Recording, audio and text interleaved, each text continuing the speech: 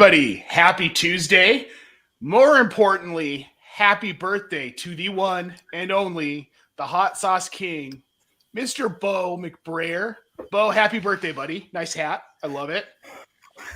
Thanks, guys. Happy birthday, Bo. Hey, guess what? I knew this already, but it came to my awareness again that I am now officially old enough to run for president. So I'm not going to do that and spare you all. I'd vote for you, man. Yep. I would totally vote for you. That's what's wrong with America. Now, just as important. Oh, yep, that is correct. I'm sorry, guys. We did this on Tuesday for so long. It's Monday. Womp womp. Womp womp.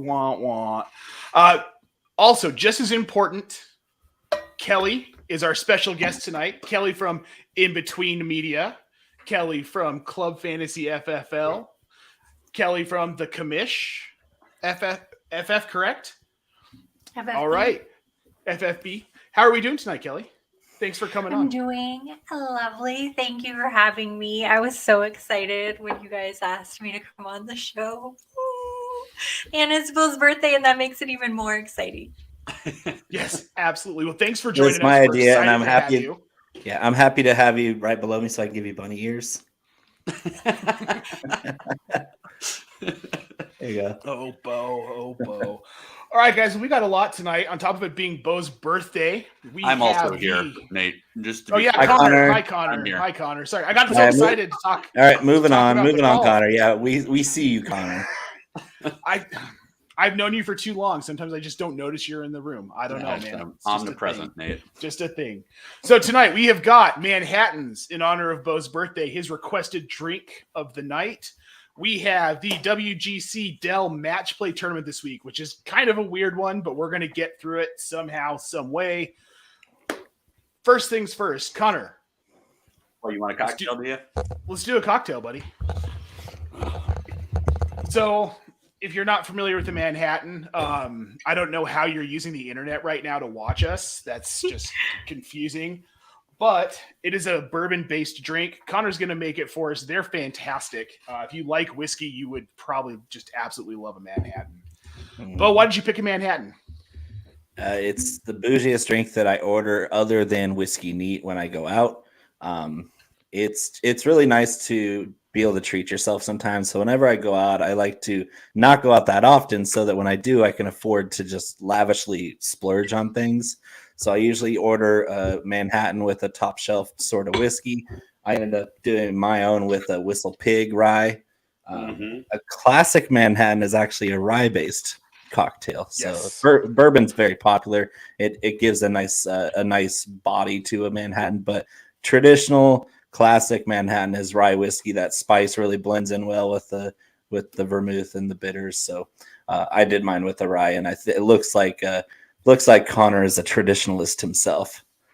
Yeah, I mean, it's well documented. We talk about it all the time. I'm not a giant rye fan, but in honor of Bo and in honor of being traditional, I'm using a Knob Creek rye. It's 100 proof, which is typically, I like to be about 100 or more on almost anything that I'm making in a classic cocktail. So we're doing about, first and foremost, probably the most important thing to do is you want to chill your glass. So we're going to throw some ice in our glass, let it just chill out while I'm screwing around making the cocktail. And then you're going to take a mixing glass, which tonight we're subbing in my giant Skull Vikings mug since I couldn't find my mixing glass. I'm starting to think I don't have one. Hey, is that a Stein, or are you just happy to see me? All for you, big guy. So you're going to throw a little bit of ice in this glass. You're going to take about 2 ounces, maybe get a little more liberal with the pour of your rye. So I did about 2.5 ounces of that. Then we're going to take a little bit of the Antica here. We got about an ounce and a half of that in there. That's your sweet vermouth. That's the good stuff, too. That's the real good stuff. And then I'm a big fan of the Bitterman's Orange Cream bitters. You can use just about anything. Traditional is going to be our Angostura, but like this guy just gives it a little bit of citrus, which is nice. Goes well with the pepper of the rye. You're going to go ahead and stir that bad boy up for, just want to basically get it nice and chilled. 31 seconds. That's what I do. About, give or take. Mesmerizing. I know. It's making me thirsty. And then once you got that nice and chilled out and glass is nice and chill, you're going to go ahead and strain this concoction right into your glass. Oh, yeah. What is he going to do for a garnish, though? Because I know he's a notorious cheery hater. Oh, there he is. He's going against the grain. He's got rye and cherries. So this is the most un-Connor cocktail of all time. It's all for you, Bo, I'm telling you. So I like to just throw a couple of cherries on a little toothpick, throw that right in the corner of the glass. There is as close to a traditional Manhattan as I'm going to drink. Yep. That looks fantastic, man. That's a beauty. Man, our drinking has really grown up, Connor. And plus, anytime you can drink like a classic, like manly bourbon or rye drink in a fucking champagne or a margarita glass or a martini glass, and look hella bougie at the place you're at. That's what I'm all for. Get that pinky up, man. You just look fancy. You look fancy as fuck when you're drinking out of these glasses. I don't care what's in it. That is true. It's true. This thing's almost tall enough just to be in my picture all the time. Yeah. Well, Bo, here's to you. Happy birthday, buddy. Happy birthday, Bo. Cheers, The Bo. hostess with the mostest. Thank you, guys. Old enough to be president. Old enough to party. Old enough to party. Just old. And it's Just true. old. Connor pretends to be bougie, but he loves Busch Light, and that's okay. Yeah. So big Coors Light, big Busch Light weekend, actually. Yeah. I drank my weight in it. We did a little St. Patty's celebration, and it was a long one for sure. So I'm still on the mend, but this will definitely get my head right. Well, I mean, to be fair, you did get me into Busch Light Apple last year, and I kind of fell in love with it. It's a fantastic beer. I'm sorry, Kelly. This sounds like as hungover horrifying. as hungover as Connor usually is on Mondays. I imagine he's as sober as a nun during the week, because otherwise he'd be dead. Yeah. Yep. I try to pace myself a little bit. We usually get back at it, maybe Wednesday or Thursday. So I give it a day or two off. Oh yeah, I mean, just taking care of your body, right? As his liver smokes a cigarette. Well, it's like intermittent fasting. I mean, it's the same idea. You just want to shock your system. Same idea. Exactly. That's it. They're identical concepts. Yeah, exactly. Write it down. Okay, now I feel like I have to defend myself on this whole Busch Light Apple thing. Oh, don't worry about it. Royal. Hey, Slade Royal's a Canadian, though, so do we really care what he thinks? I mean, yeah, he's a nice guy. He's a nice guy, but I got it for this show because we were trying to get Busch Light to sponsor us. Yeah. So I bought but you have to buy a 30 rack of it. That's all I could find here. And of course, I'm going to drink the whole 30 rack of it. And by the time I got to the end of the 30 rack, I was sad I couldn't find another one. Just saying, it's delicious. It's crisp. So there was a caveat to this whole conversation last year. I'm just going to put it out there so people aren't super critical. What I said about it is it's a delicious beer if you're going to try and drink all day. You start with a couple of those, you transition to a really light beer, get a little bit of sweet in your morning, get after the regular Busch Light in the afternoon, and then, end the night with a nice bourbon. I mean, that's a typical day, right? Most people do that. I mean, mine's usually like the Clamato Bud Light thingies in the morning or Bud Light Lime. So I guess I can get on board with that, but still, I don't know about the apple. It reminds me of like that Jack Daniels apple or something weird, and I'm like, no, please stop. So last year, before you were probably watching us, we did a Jack Daniels apple mule with a toasted cinnamon stick in it. Oh, so that's right. I forgot about that. It was delicious. It truly is. It really is a good cocktail. And it's super easy. All right. I'm with you, Kelly. Dude, I have a really hard time with anything flavored. Like when it comes to like, especially whiskeys, like, okay, Fireball's one thing. Cinnamon whiskey, I can get on board with that because it's already peppery anyway. I'm not saying I love it, but I will accept it as something that you can have. That's okay. But like Crown Apple, I don't know. It just like that sounds so weird. Like, why not just buy some apple schnapps? And on that note, let's talk about some golf, Nate. Yeah, let's do. Anyways, enough about apple flavored anything. Let's get into some golf, guys. We've got the WGC tournament coming up this week, and it's the 23rd through the 27th. Yep. So we're going to get back to it here. No trunk slam. The club is well. This would be a wrestling slam.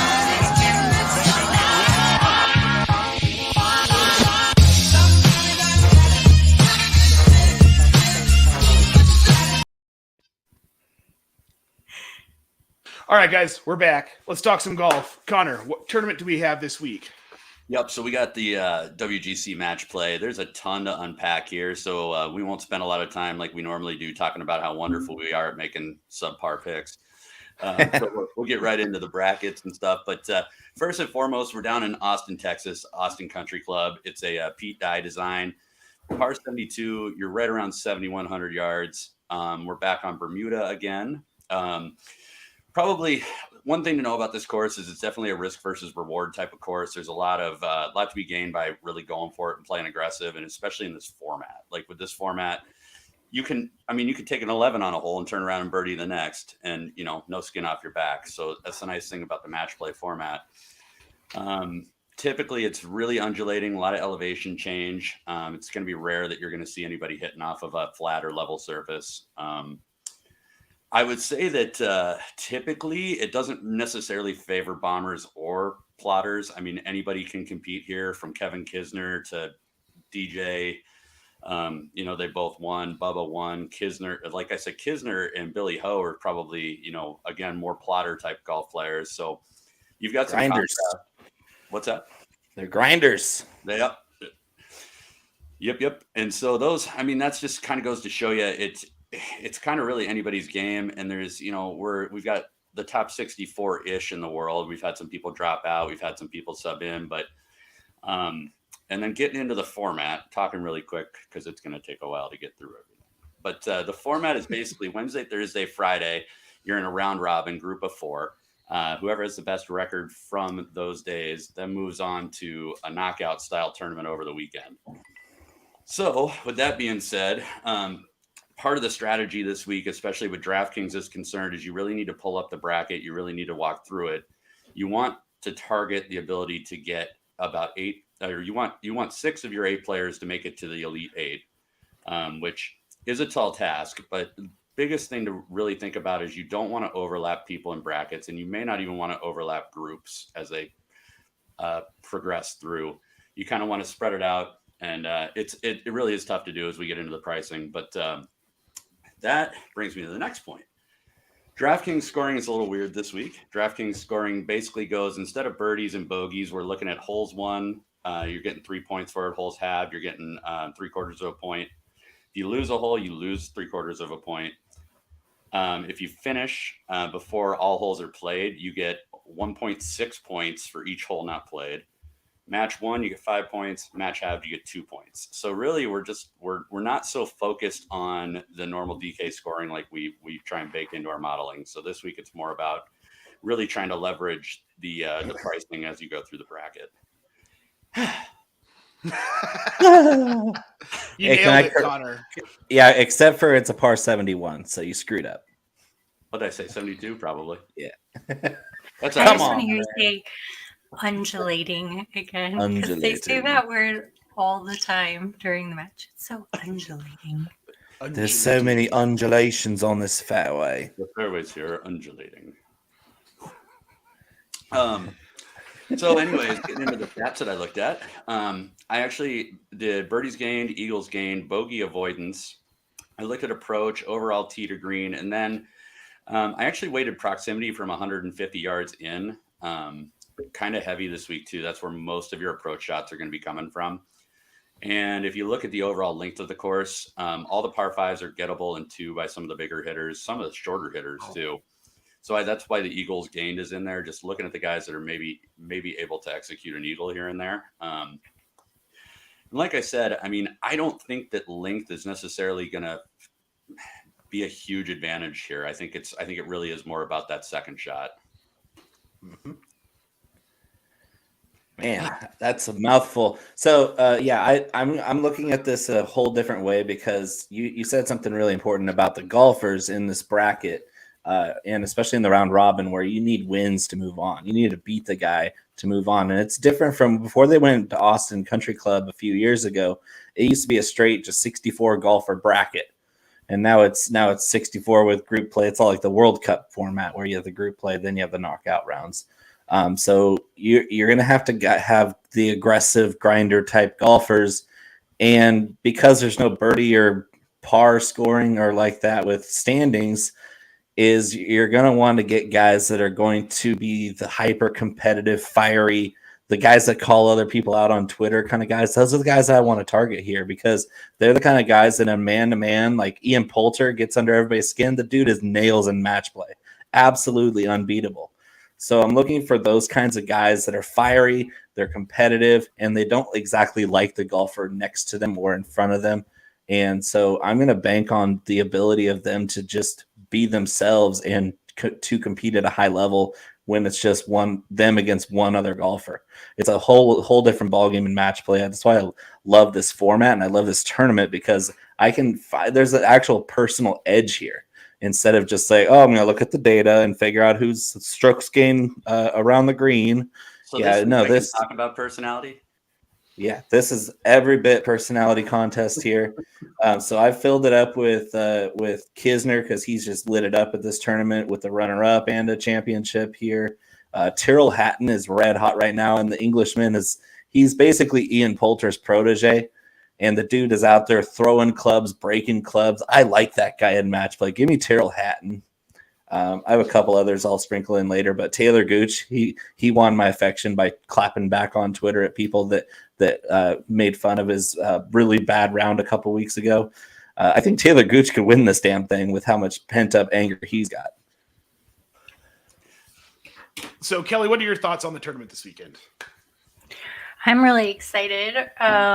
Pretty much for all the same reasons that you guys said. It's a little bit more fiery, maybe a lot more fiery than typical tournaments that we see. In fact, I think it's really important to point out to people who may be new to golf sports betting is that this tournament does start on Wednesday. So if you're planning on putting in bets, you can always do your live bets, of course, like winner wise.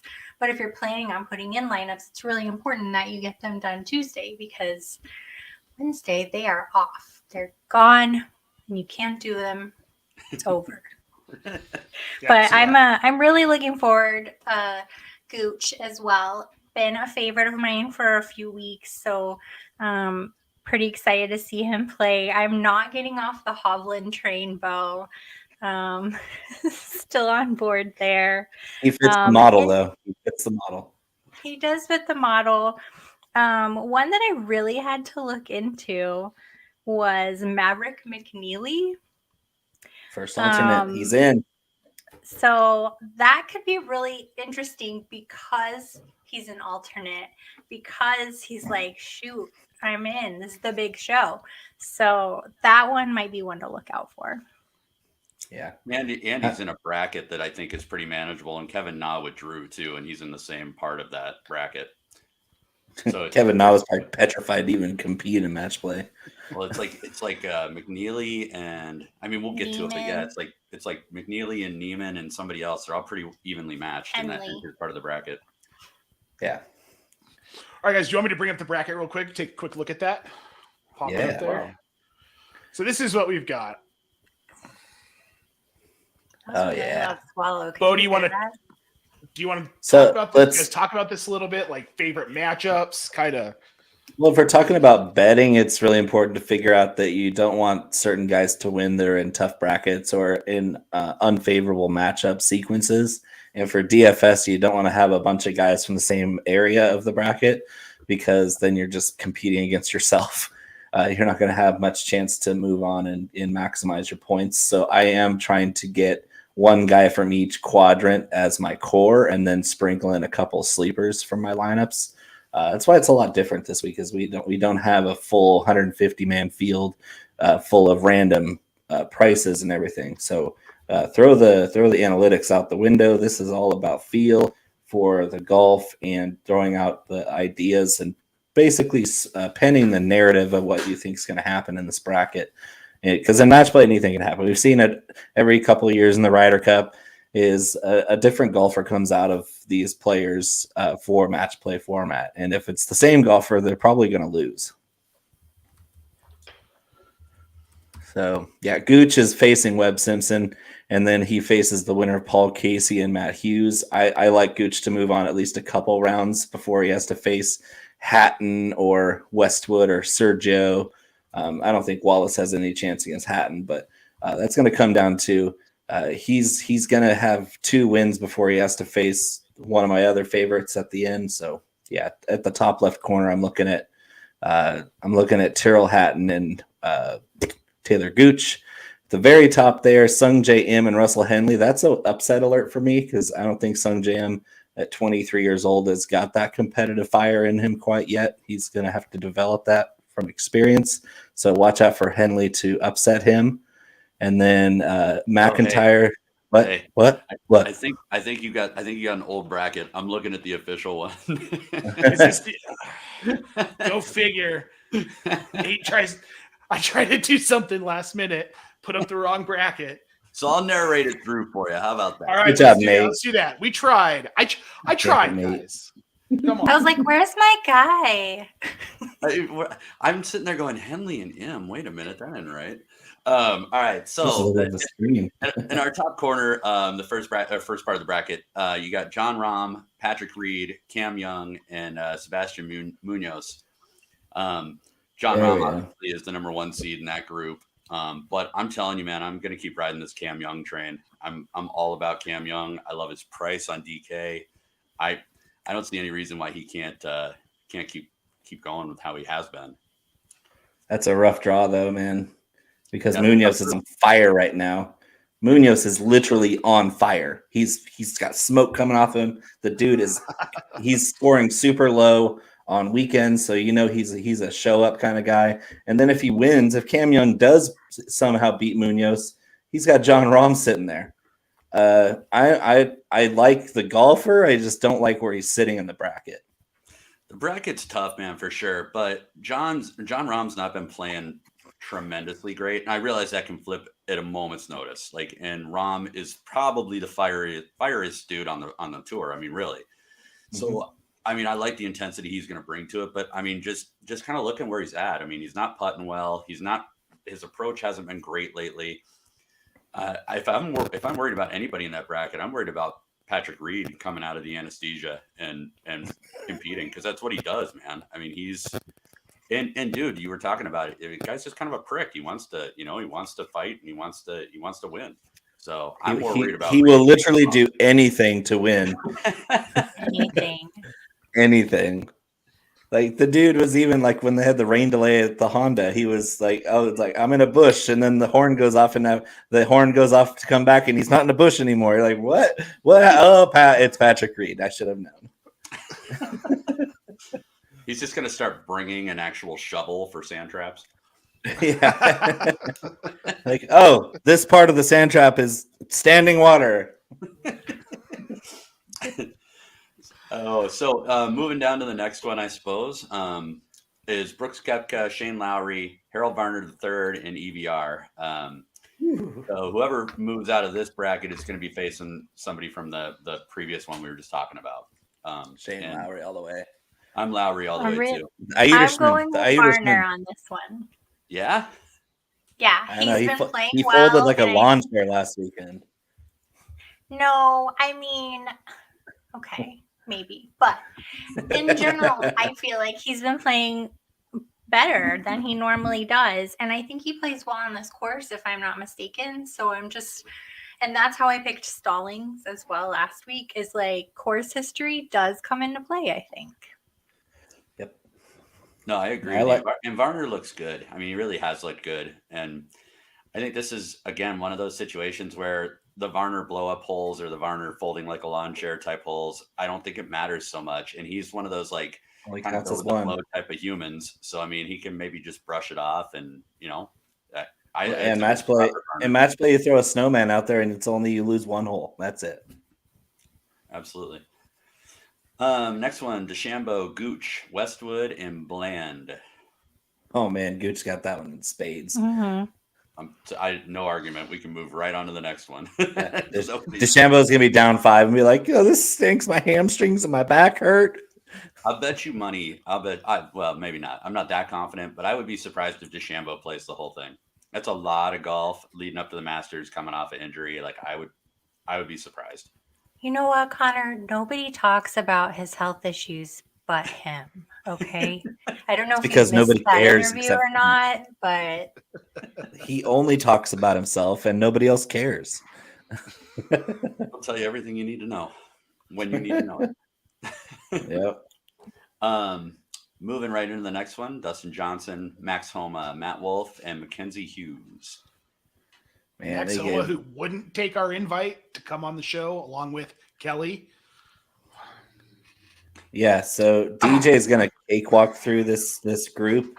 There's just no way with his course history here, his pure raw talent, and really, other than a couple bad holes, the dude's been pulling it together lately. He's going to be starting to look scary by the time the Masters roll around, and he's won this tournament before. He's looked great in this tournament for 4 straight years. There's no way DJ doesn't come out of this group and starts wreaking havoc on the rest of the bracket. That's the one reason why I might be a little afraid of Taylor Gooch for moving on farther, is if DJ just gets hot and goes completely nuclear and starts winning 5 up. It's not going to be fun for everybody else because the top of this bracket is super weak sauce. The bottom of the other 3 groups are extremely tough. But, okay, there's no way that Dustin Johnson's losing. Like, you don't think that Max Homa could throw a little spoiler in there? I could see that happening. That's where my money's at. I'm on Max Homa.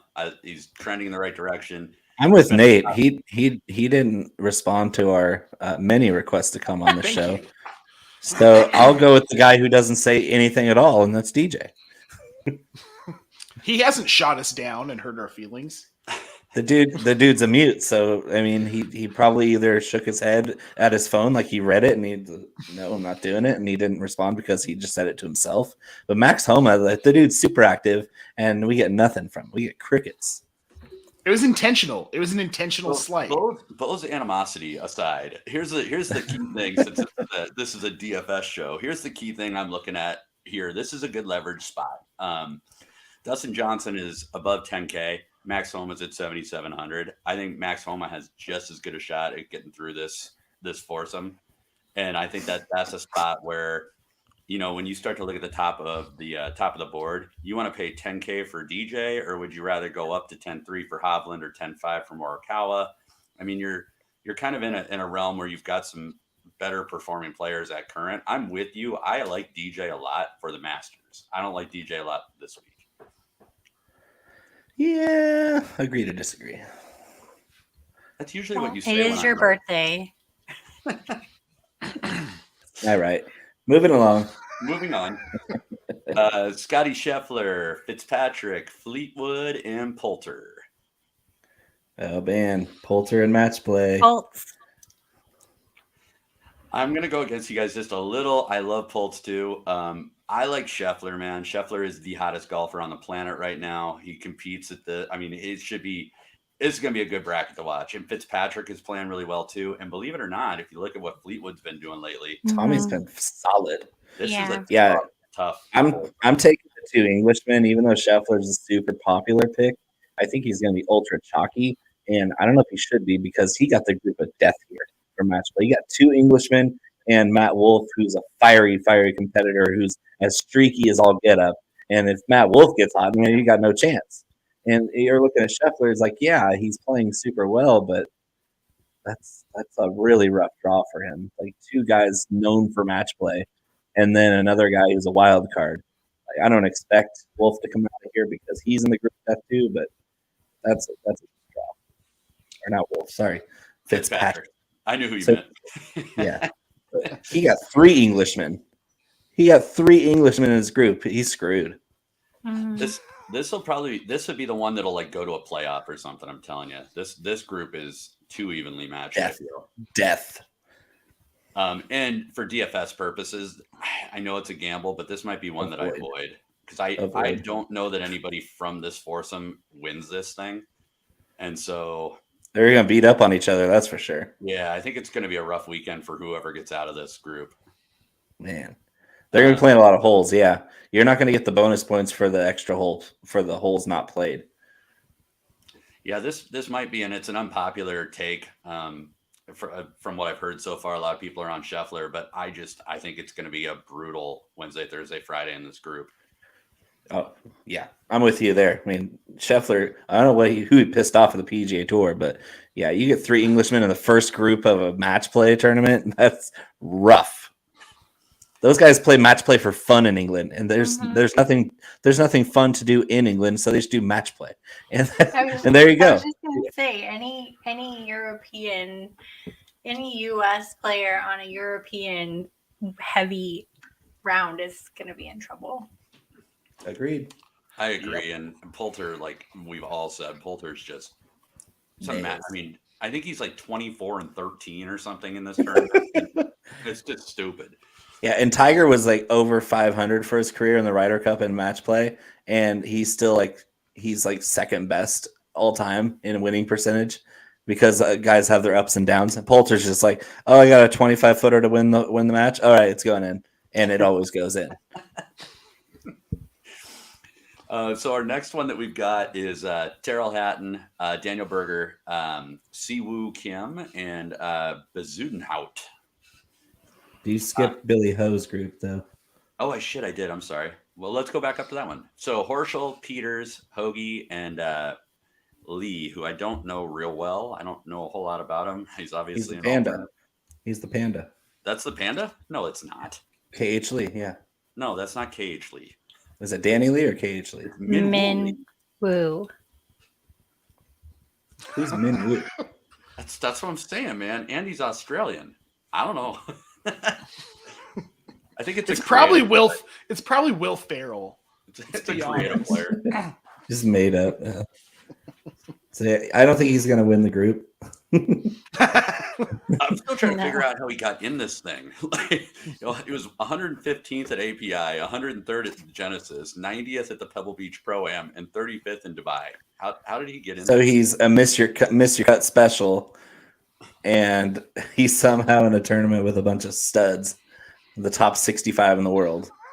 There's probably one person of the 10 listening to us that knows exactly why he's in this tournament and thinks that I'm an idiot right now. But well, he's the arch nemesis of Scotty Scheffler, obviously. Yeah, Connor, don't worry. Plenty of people think you're an idiot. It's fine. Aww. So Minwoo Lee's dad. Minwoo Lee's dad works at IBM or at Dell. So there you go. So Minwoo aside, I actually like Hoagie out of here. You love Hoagie. I do, and I mean honestly, man, he's playing well, and so is Horschel. I mean, it's either Horschel or Hoagie for me, and I'm probably gonna look at ownership later in the week and just kind of decide from there. But yeah, Horschel's putting gives him the edge for me. Match play, you're gonna have to make lots of clutch putts, and his short game and putting are nails. So give me Horschel all day in this weak group. I mean, Hoagie's been fine lately, but he's not even in the top 200 in the world before the season started. So give me the guy who's got the pedigree and the match play pedigree in his background too. He's been a really good Ryder Cup player. I'm taking Horschel as well, if anybody cares. I do. I'm with Kelly. I'm taking Horschel too. Billy Ho. All right, I'll be on my Tom Hoagie Island. Yeah, you stay there. I'm telling you, we're putting him back on. And I hope Billy Horschel wins the whole thing so I can use the Jim Carrey Billy gif all week. So. And you will too. Just blow up the chat. That'd be great. Oh, he will. He definitely Done will. before. I'm so excited to talk about this next one. Tyrrell Hatton, Daniel Berger, Siwoo Kim, and Christian Bezuidenhout. I like that name. I pick him. Let's let Kelly kick this one off since we just were talking over her for like 5 minutes. I mean, I'm really torn between Daniel Berger and Hatton, honestly. That's what I have on my notes. I think it'll probably come down to the two of them, but I cannot get past Hatton. I really think it's going to be Hatton at the end of the day there, but those two are like neck and neck for me. Their match is going to be fun to watch. That's the best part about group play is you get 3 matches within the group, or 4 matches within the group. Everybody plays each other, and you get to see these one-on-ones that we want to see in the group play.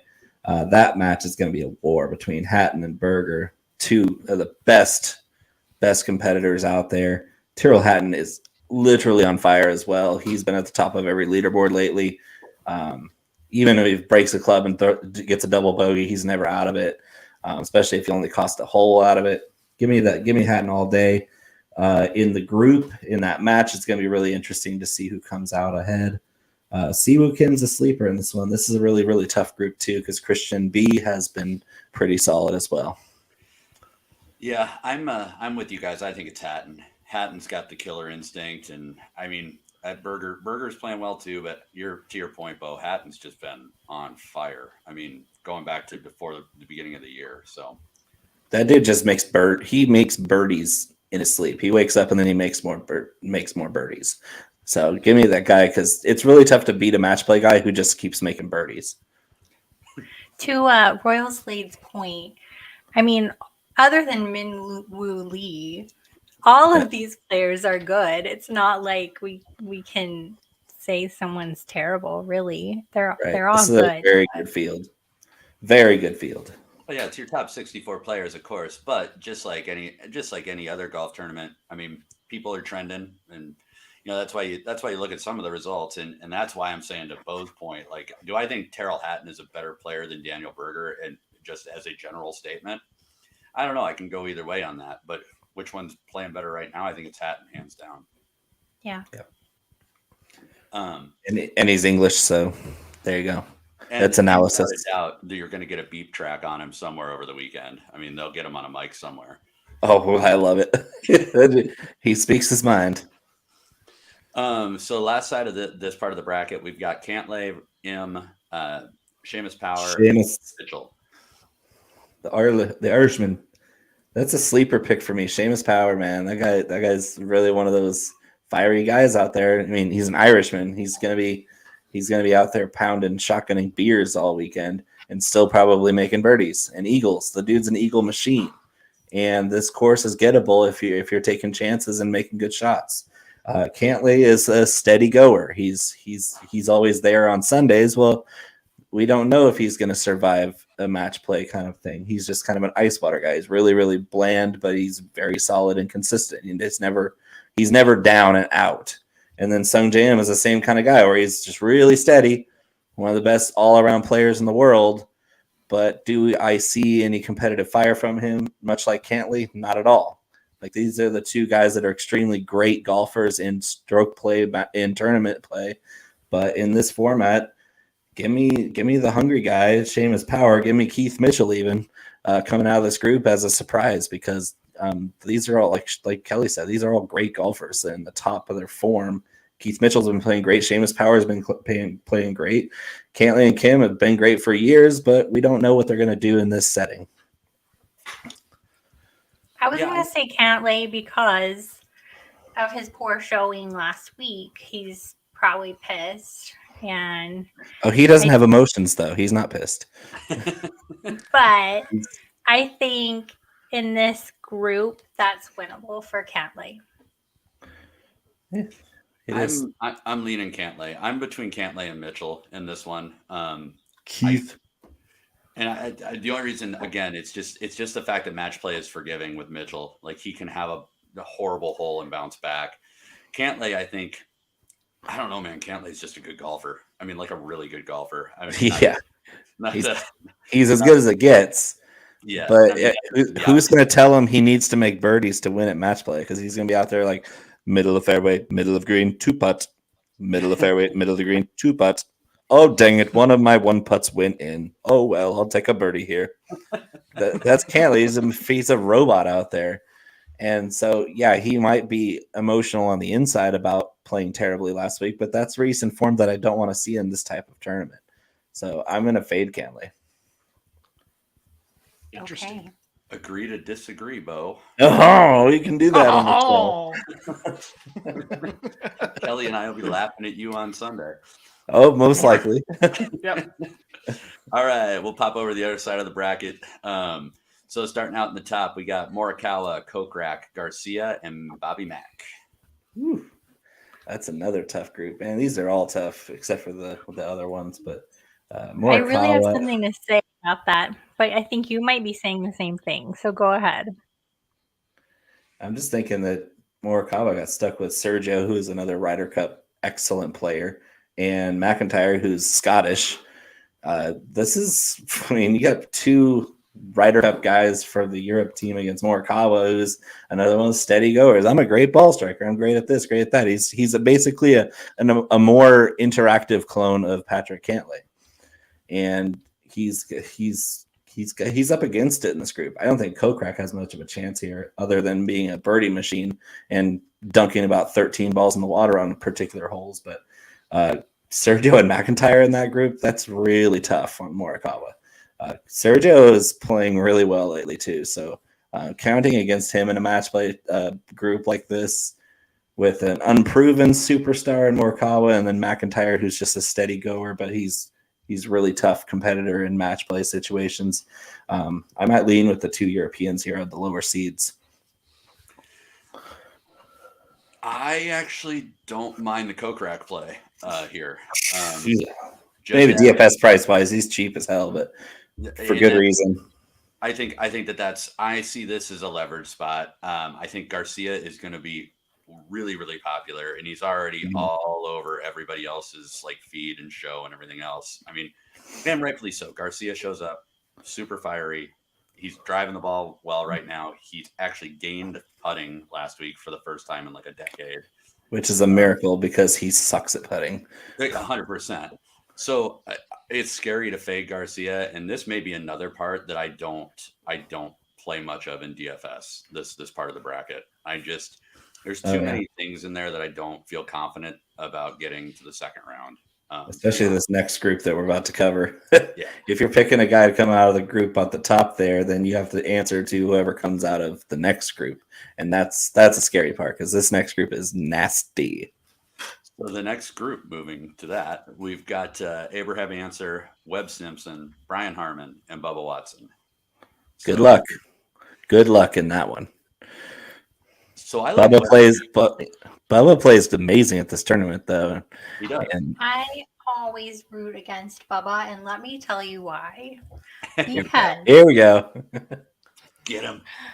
I was 36 years old, and it was the Phoenix Open.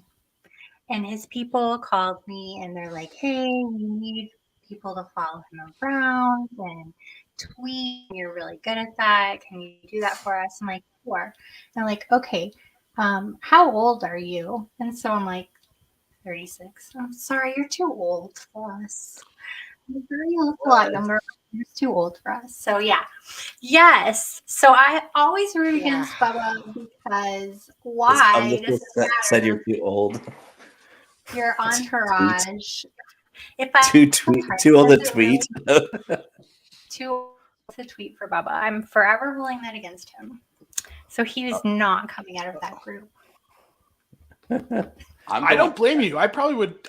I don't like Bubba Watson anymore. What a dick. I know. That just changed my entire Screw opinion. that guy.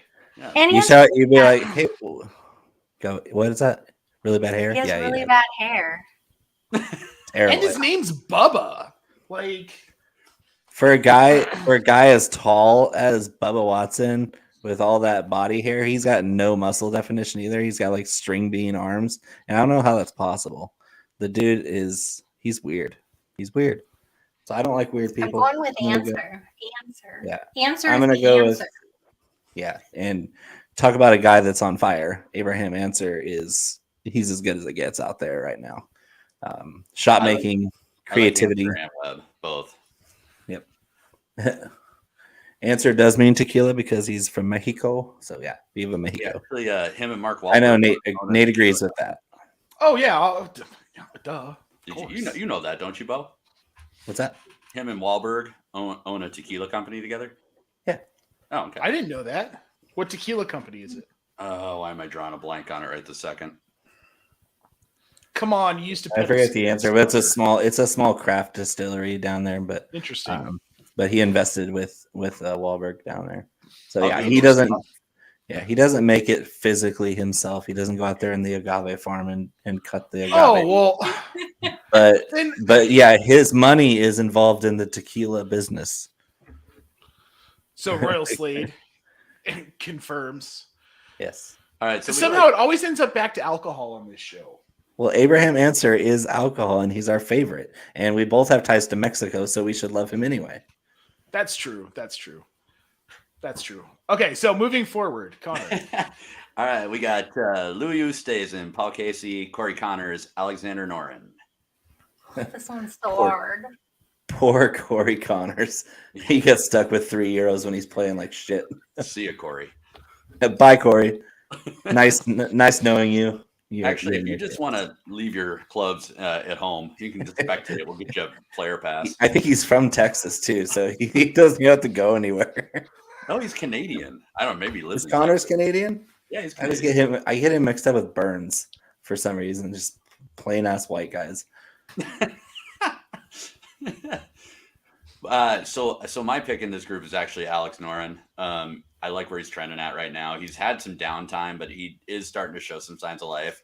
And the guy has an impeccable match play record. Yep. Flecha. And he plays very well here. So yep, agreed. Moving on. Alex Noren. do you disagree, Kelly? No, I agree. I had Noren last week too. You need to move to the next group so we can disagree with Connor again. Are you playing Kanaya?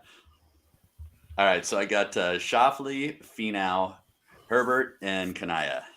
Takumi Kanaya. So he's with Minwoo Lee on that same list as for me because no way. Xander is one of the guys I have going really deep in this tournament because of his position in the bracket. Talk about fiery competitor grinders with extremely high skill levels. Xander Schauffele checks all his boxes. He's a really nice spend up option that's under 10K this week. He's got a very favorable draw in the bracket should he advance past group play. That's one of my favorites this week is Xander Schauffele. I mean, that's the safe play. But I did do a little reading in the Takumi Kanaya, however we want to say his name. I'm really saying it wrong, I'm sure. Bless you. Good. Bless you. Was the number 1 ranked amateur. And this is like the debutante ball for him. Like he's like, hello everyone, I'm here. So wouldn't that be like a cute little story for him to win the group? I think so. I like cute little stories, so I'm going there. So on a serious note, you're not wrong about him. He is good. And he's only 6K on DraftKings. So I don't mind this as a massive leverage spot because I think Schauffele, to your point, is going to be pretty chalky given the draw that he got. So I don't hate the Kanaya play here. I really don't. And the other thing I was going to say is thanks, Craig. And to be clear, I like Xander also. I'm really torn. But Finau, I'm picking Xander to win this whole damn thing. So I'm going to stand up and be a little louder on this one. Xander's going to win this whole match play tournament. That's just silly.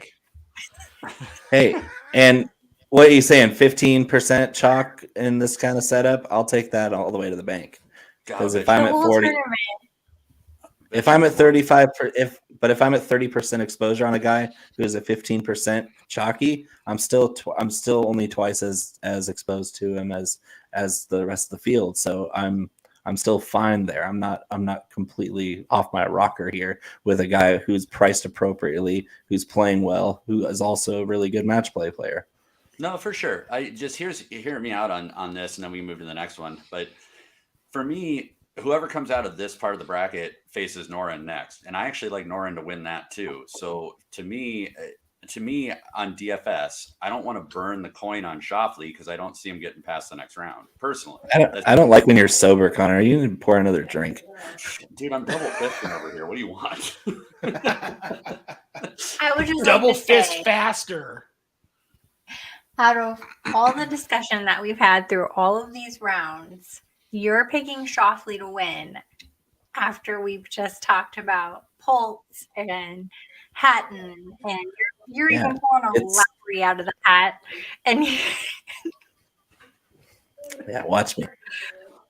Yeah, I'm the Mad Hatter here. I'm completely insane, but every once in a while I come out looking crazy as a fox. Because there's these little edges, especially I know in betting it's different where you want to pick the guys with the good odds compared to their chance of winning compared to all the other things you're looking at. I like that part of the game too. In DFS, you're looking for edges, and there's not many to be had in DFS anymore because everybody's got spreadsheets, everybody's got data, and it's so hard to find edges. Sometimes there's good chalk, and in PGA DFS, chalk isn't a bad thing sometimes if the guy's going to be at the very top, or in this case, going deep into the tournament. I really like that he's the kind of guy who's got just as much of a chance to win as all those other players that I listed, except he's about $1,000 cheaper on DFS. We'll see, Bo. Yeah, I feel a gentleman's wager coming on here. So if you want to send me a DFS head to head, go for it. Fire it up. I think it's fitting. You may have it before the show's over. All right, so getting on to the next one because we're not going to agree on that part. Justin Thomas, Kevin Kisner, Mark Leishman, and Luke List. This is a tough call for me. I'm between Kisner and Thomas. I love Kisner's pedigree, but Justin Thomas is just so damn good. He's really good. Yeah, there's not many golfers out there better than Justin Thomas. So yeah, Kisner, Leishman, List, they're fine players, but they got the shaft this week because Justin Thomas is playing lights out. Kelly agrees too. I do, yeah. There's no discussion, I think, on that round. All right, team, way to go. We got one with no debate. Next one: Jordan Spieth, Adam Scott, Justin Rose, and Keegan Bradley. Kelly, I'm going Rosie. Me Rosie too. all day. Me too. Love it. God, I hate agreeing with you guys. 2 in a row. Although You guys. I'll have some sprinklings of Jordan Spieth because he is a Texan. He plays well in Texas most of the time, and as far as competitive putters go, he's up there with Poulter. Yeah, I don't hate the Spieth play, and to be quite honest, I'm guessing that he's not. I bet you he doesn't end up being super popular, and for the reason I mentioned with the previous part of the bracket, where whoever comes out of this hypothetically has to play Justin Thomas next, and so I don't think people are going to want to be spending a ton on this foursome. Yeah, I wouldn't either. It's scary. All right, next one. Man, we are almost there, kids. 2 left, guys. 2 left. Just hang with us. All right, Joaquin Neiman, Kevin Na, who I'm fairly 90%, 95% sure he withdrew. I thought I read that. He withdrew just by being put in this group. Then we got Russell Henley and Mav McNeely. Bo, you want to kick that one off? I love Russell Henley right now, man. Russell Henley's playing out of his mind. Nas out, McNeely's an alternate, and he's been playing really up and down. He's really streaky because he's a brand new tour player. Korn Ferry Tour genius. Like he played extremely well on the Korn Ferry Tour, earned his way on tour, earned his way into this field as an alternate.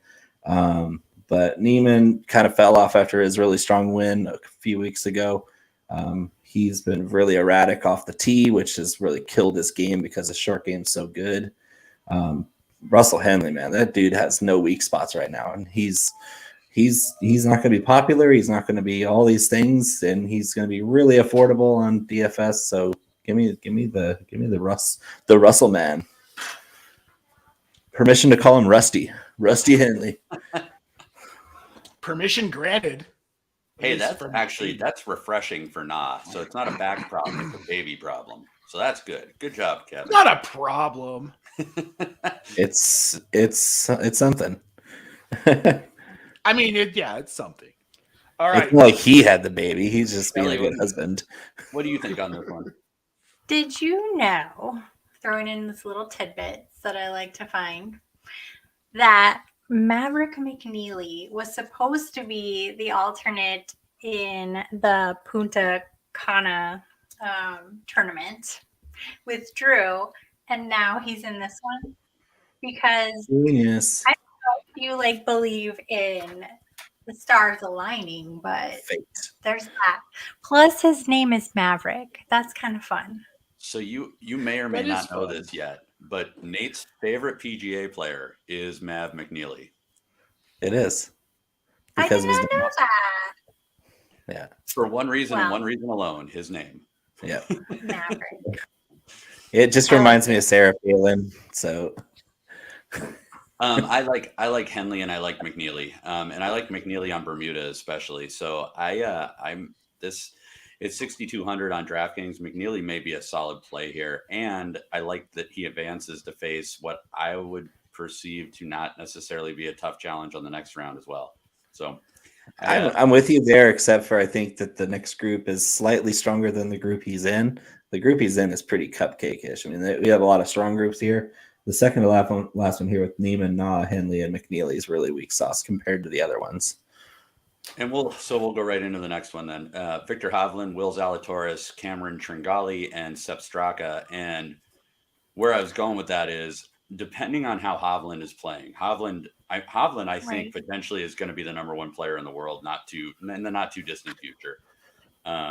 Zalatoris, I think, is right there too, top 5 player in the world eventually here. Tringali can get fire with his irons and his putter, but I don't see any reason to believe that's going to He's been happen. playing like trash this year.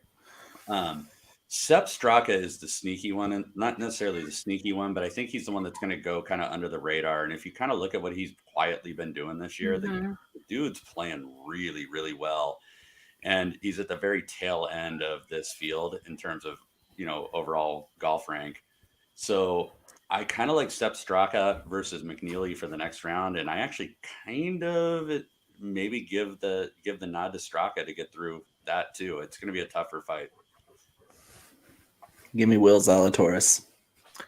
Bombers do well at this course, and especially bombers who can keep the ball in play. Zalatoris off the tee, strokes gained off the tee is top 5.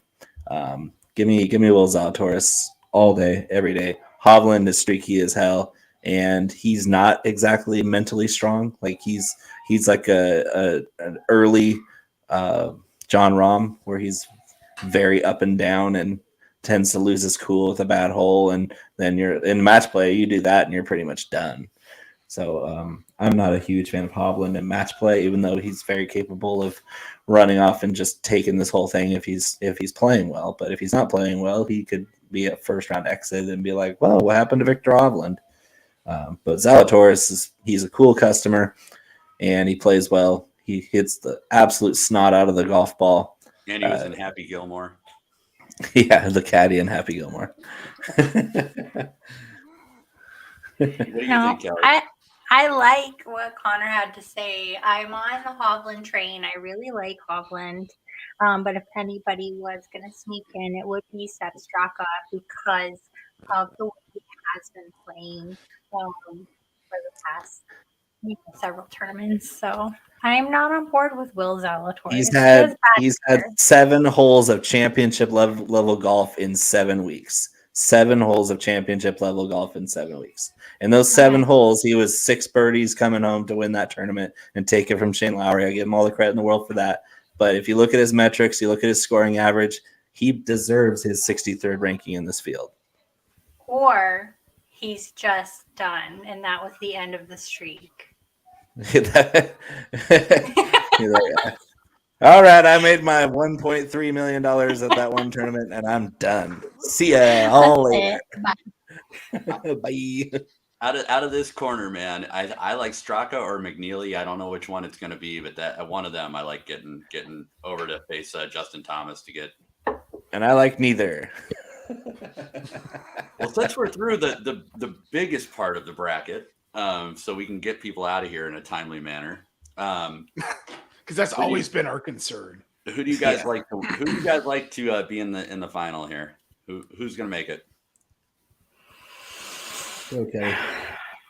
I really like Gooch still. Gooch. But I think it's gonna be Paul Casey. I'm going with Paul Casey.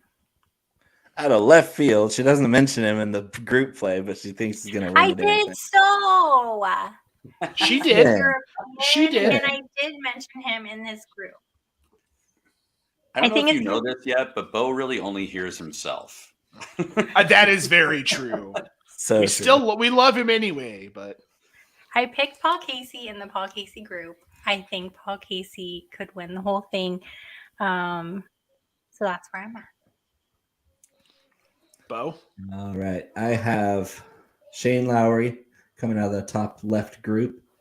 I have it's tough. Tyrrell Hatton coming out of the bottom left group.